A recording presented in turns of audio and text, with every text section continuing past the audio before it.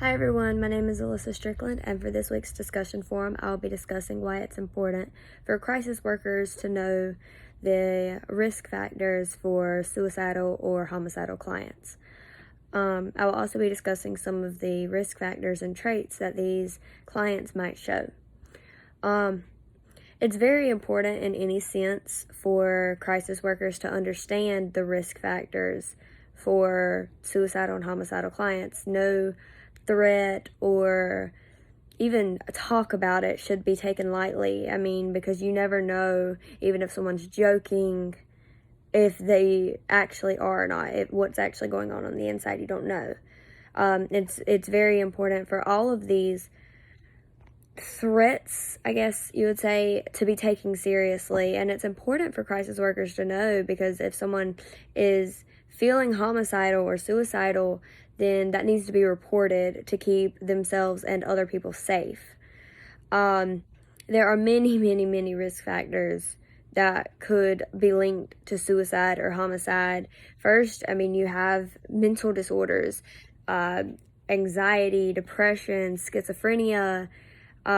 These chemical imbalances in your brain can cause you to do things out of the ordinary for your character. It can be completely on a whim. I mean, there's so many mental disorders that can cause you to want to hurt yourself or someone else, and it can be just about completely out of your control, depending on the mental disorder.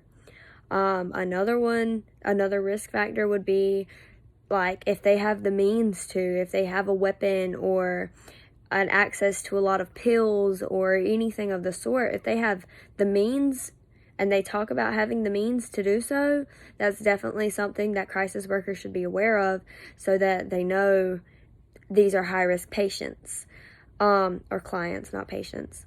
But another factor would be stuff going on at home. If they're having a bad home life or domestic violence or anything of the sort, that's also another thing. And a perfect example right now, we're all in quarantine, supposed to be, and it's taking a toll on a lot of people.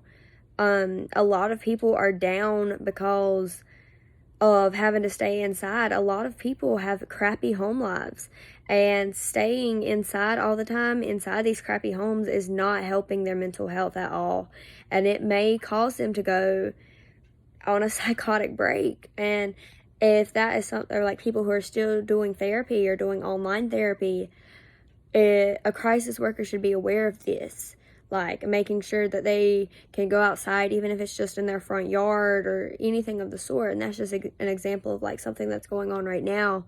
But there are so many risk factors to talk about. You could think that somebody's joking, saying, "I'm going to kill myself," but that's just the way that they cope, is through joking, and you might not think anything of it.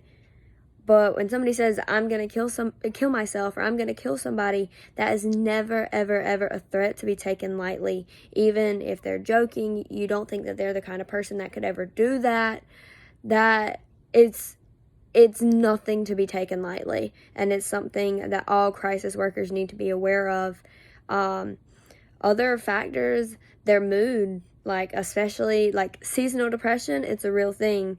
People during the wintertime are often very depressed. They miss the sunshine. They miss their hanging out outside. I mean, it's a very real thing, and it can cause people to want to kill themselves.